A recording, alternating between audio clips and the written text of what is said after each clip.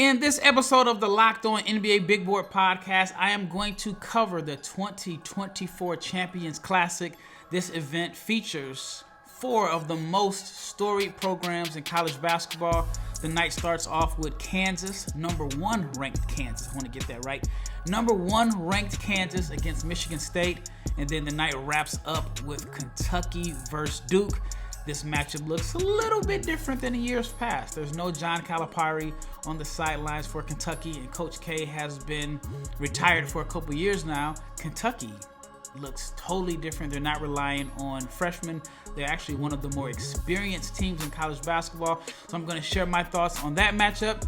But more importantly, I'm going to share my questions leading into the matchup about some of the prospects that we'll see tonight. Stay tuned.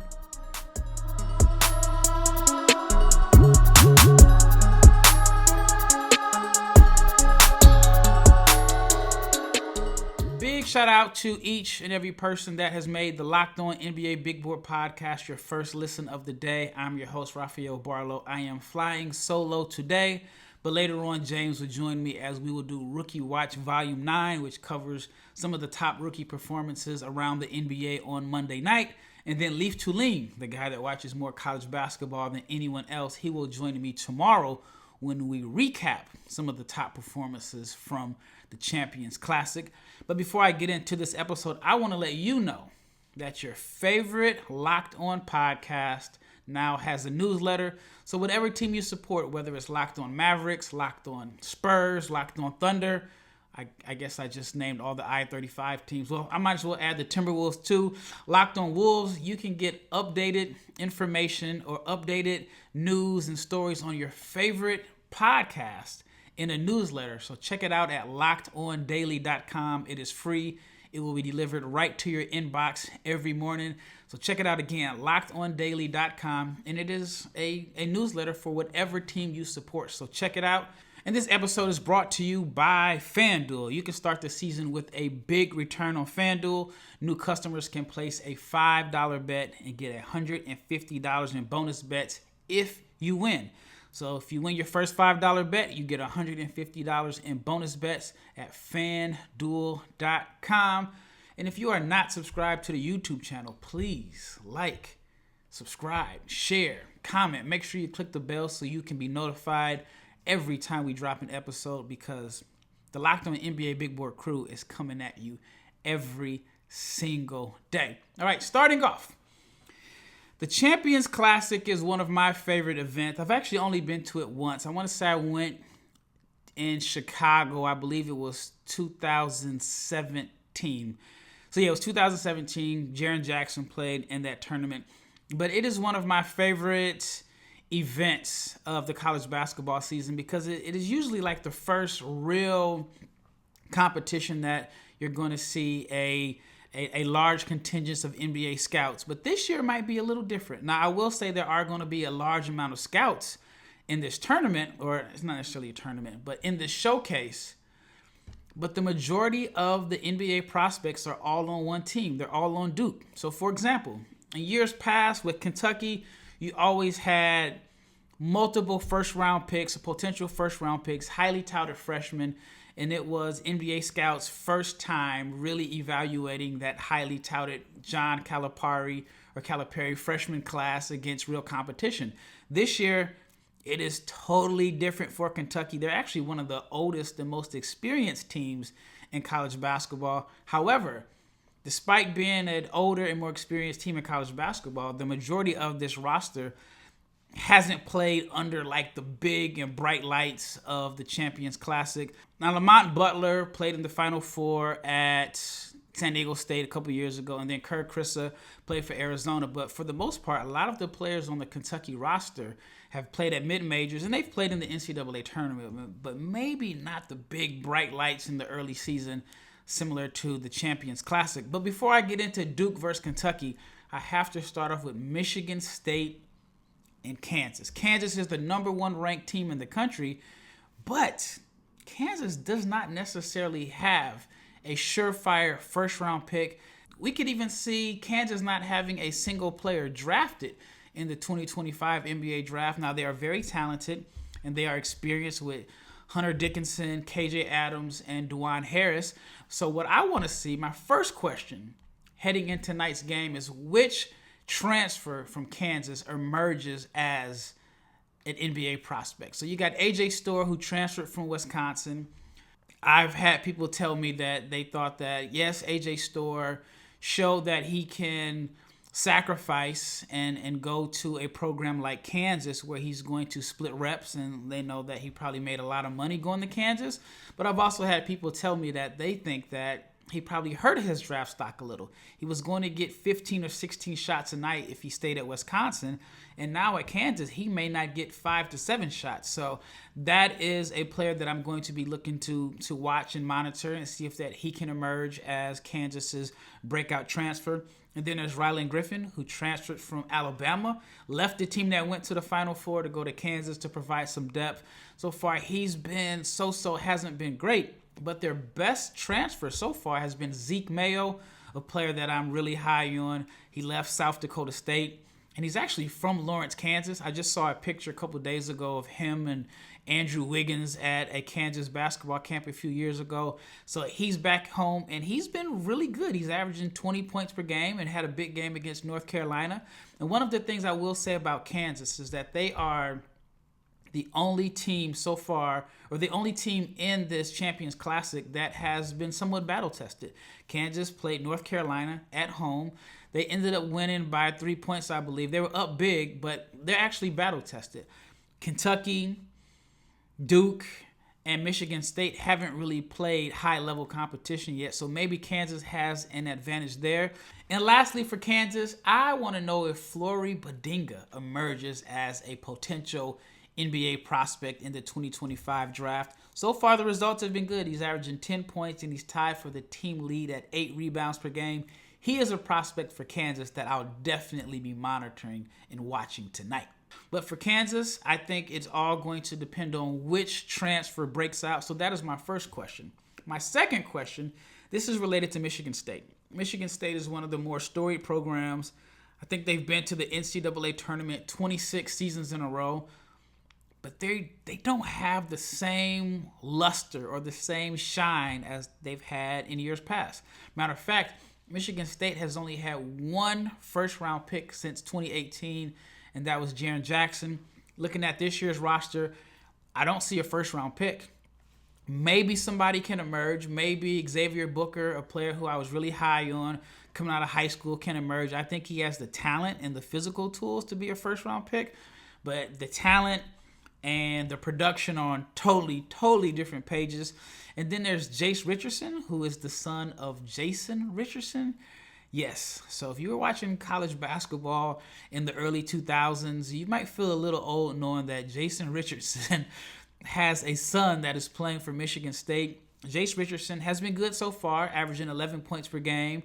He has been efficient from the floor. Maybe he could emerge as a potential NBA draft pick. I never saw him as a one and done, but he is a player that I think has NBA potential down the line.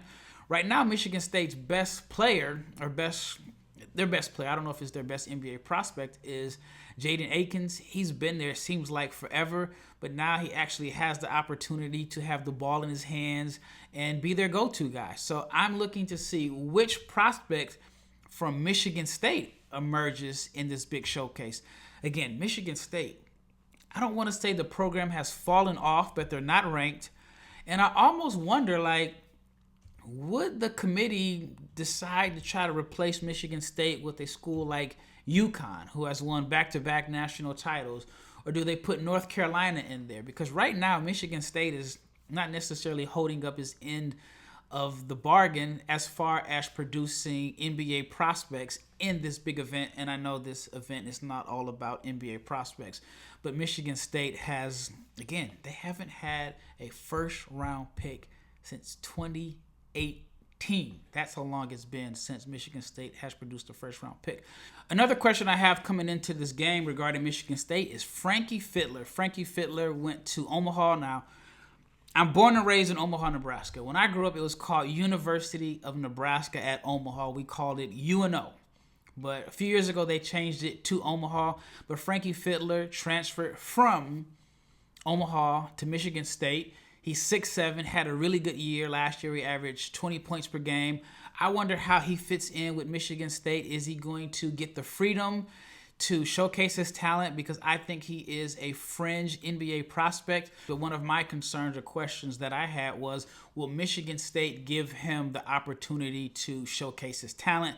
And so far, he's been solid at Michigan State, although the shot isn't falling. So maybe this is the big breakout game for Frankie Fidler. All right, when we return, I'm going to talk about the matchup. I think Kansas, even though they're the number one team, I feel like Kansas versus Michigan State is the undercard. The game I really want to see, and I think the scouts are really going to be paying attention to, is Kentucky versus Duke. Again, it looks a lot different than it has in years past.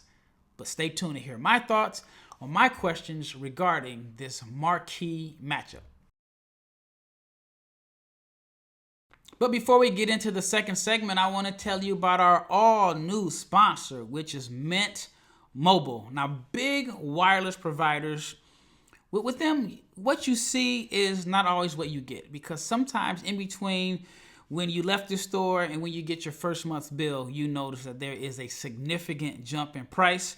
And with Mint Mobile, you'll never have to worry about we gotcha. You never have to worry about that again, because when Mint Mobile says it is $15 a month when you purchase a 3-month plan, they absolutely mean it.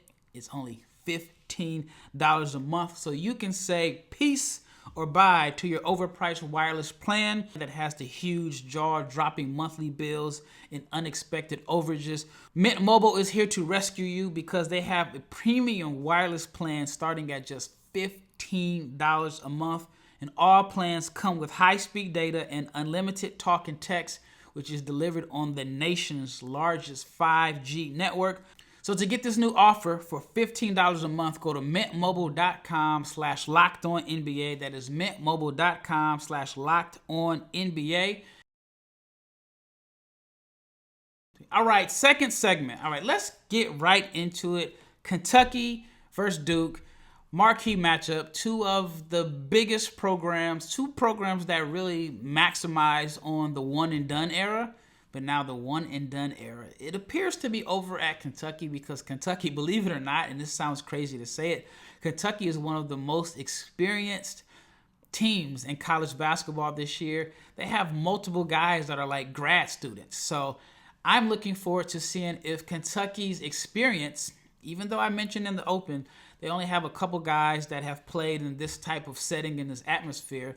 I want to see if Kentucky's experience and how it matches up with Duke's youth. Now, Duke does have a few veterans in Zion James and Mason Gillis, but they're starting 3 freshmen and they have a couple sophomores in their rotation. So here is the number 3 question I have, but the number 1 question for the night is Cooper Flagg. This is his big test. He is arguably the most exciting player in college basketball, definitely the most well-known, the projected number 1 pick, and this is his first real test against high-level college competition, so I'm looking to see how he fares. But I also want to know if he can finish the game. Cooper Flagg has exited early his last 2 games dealing with cramping issues. I believe Paolo Banchero had some cramping issues back in, I want to say, 2021 when he played, but I'm curious to see how Flagg fares and if the cramping becomes an issue again. Question number 4. Who has a better shooting night between Kon Knueppel and Kobe Brea? Kon has been on fire. He's shooting like 56% from the floor, 50% from 3. But Kobe Brea, the transfer from Dayton, is making 83% of his threes. Brea actually shot like 49.8% from 3 last year. So I'm just going to take notes and see who is going to have the better shooting night between the 2 snipers on the wing. My next question that I have is Khaman Maluach, a projected lottery pick in my opinion. I don't think he's going to be a lottery pick based off of his production this year. I think it's more so based off his potential and what he can be down the line. But he has a big test against Amari Williams. Amari Williams is a standout defender, 3-time Defensive Player of the Year in this conference. He's older, he's more physical, and Maluach is a player that I really like his upside. He's shown some flashes of of what he's capable of so far this year. He's averaging 8.5 points, 10 rebounds, and he's tied with Flagg for the team lead in blocks per game at 1.5. But he does have a tendency to struggle with physicality, and that's something that Amari Williams will bring to the table. So that is another matchup that I'm looking forward to seeing. Another matchup or player that I'll be watching this year is Tyrese Proctor. Last year, Proctor was 4 for 12 with 13 points against Michigan State. Had all eyes on him, and he really struggled turning the corner. And I know he hasn't really been an efficient finisher at the rim throughout his career, but I'm curious to see how he looks and see if he's improved as far as finishing at the rim. I feel like his ball handling duties have been reduced a little bit with Cooper Flagg handling the ball a lot more, but I'm wondering if Proctor can re-emerge as a potential first-round prospect. I'll admit, last year coming into the season, I thought Tyrese Proctor was a top 15 pick. His numbers didn't really improve, or he didn't make the significant jump that I would have expected from his freshman or sophomore year. So he is back for year 3. So I'm just looking to see if maybe this game could help jumpstart or reboost his draft stock. Another question that I have is, and I kind of talked about it, but I guess I haven't made an official question so far, is who wins the matchup between Kentucky's veterans and Duke's freshmen? And then another question that I have coming into the night is, will we see Isaiah Evans? Isaiah Evans was a highly touted prospect, McDonald's All-American, and so far he has not really played in Duke's rotation, and that's against what they would call a cupcake schedule against Maine and Army. So I wonder, maybe Duke gets into a little bit of a pinch. Let's say Kentucky's veterans are winning and Duke just can't generate enough offense. Will Isaiah Evans get an opportunity? All right, when we return, I'm going to wrap it up with a few more questions heading into tonight's game. All right, before I get into the last segment, I want to talk about FanDuel, because you can take on the NFL action with FanDuel, which is America's #1 sportsbook. Because right now, if you're a new customer, if you bet $5, you can get $150 in bonus bets if you win. The FanDuel Sportsbook app gives you everything you need in one place to place live bets on the NFL. So when you get a hunch in the middle of the game and you want to check out the latest stats or view live play-by-play, it's all on the same page where you placed your bets. So visit FanDuel.com and join today. You'll get started with $150 in bonus bets if you win your first $5 bet. Again, that's FanDuel.com. All right, last segment. Just have a few more questions. All right, the first question I want to start off the last segment with is Jaxson Robinson. Jaxson Robinson was a player that I thought was a top 50 prospect for the 2024 NBA draft. He has the physical tools. He has the size and the shooting and the athleticism that teams are looking for in a modern-day wing. But I feel like the production was inconsistent. Now, he did lead BYU in scoring last year. He actually followed Mark Pope, Kentucky coach Mark Pope, from BYU to Kentucky. He was the sixth man of the year in the Big 12 and averaged 14.2 points per game. But I want to see if he can break out this year. Now, he's been around the block a few times, from Arkansas to Texas A&M to BYU to Kentucky.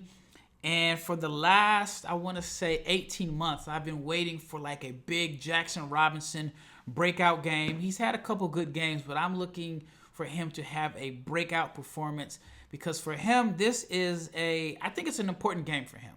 Scouts have a lot of film to watch, and I remember talking to scouts, and they were saying he was nowhere near an NBA prospect at Arkansas. Then there were some that really liked him last year, but they were just kind of torn. And there were points at last year where he looked like he could be a first-round pick in what is considered a weak draft. And then there were times where he looked like he needed to return to school. Well, he opted to return to school, not the same school, go to a new school. But he returned to school, and now I think this is a huge year for him, because the potential is there, the talent is there, and even though he is an older player as far as experience in years, he's actually pretty young for his class. So can Jaxson Robinson emerge? Now back to Cooper Flagg. I mentioned about the cramping issue, but I really want to see how he performs. And so far, the results have been good. Even though like the numbers aren't eye-popping, they don't necessarily blow you away. He's averaging 15.5 points, 9 rebounds, and 4 assists. He's only shooting 44% from the floor and just 25% from three. So a question I have tonight is, will Cooper Flagg make jump shots? Will he make jump shots? And also I want to see how much he handles the ball. So far in Duke's offense, he looks like he's their primary ball handler. He has the ball in his hands a whole lot. One of the things that I was interested in seeing about Cooper Flagg this year is what type of role does he play at Duke? Is he going to serve as a play finisher? Is he going to be used out of the post? And so far, we've seen a little bit of everything. I've seen him exploit mismatches in the post on a smaller guard. We've seen him make his athletic plays in transition, but we've seen a lot from him as a ball handler. And so far with Cooper Flagg, I'm just going to break down what he's doing as far as just showcasing his versatility. He leads Duke in assists, steals, tied for first in blocks. He's second in scoring, and he leads the team in rebounding. So Cooper Flagg, my question is he going to make jump shots tonight, and is he going to establish himself as the number one pick in the 2025 NBA draft? I know right now that's where he's projected, but is he going to dominate? Are we going to see the best of Cooper Flagg? Because there are a lot of people that love Cooper Flagg, and then there are some people that are just waiting to pounce on a weakness. And so far, we haven't really seen him against high-level competition, but tonight is a big test. But we just have to hope he can finish the game because, again, he's left the last 2 games early due to cramping. Well, that wraps up this episode of the Locked On NBA Big Board Podcast. Once again, thank you for making this your first listen of the day. Now, check out the Locked On newsletter. Go to lockedondaily.com, and whichever team you support, they have a newsletter just for you so you can get updates on all the latest news. So check it out, lockedondaily.com. Subscribe to the free newsletter. Once again, it's Rafael Barlowe, and I am out of here.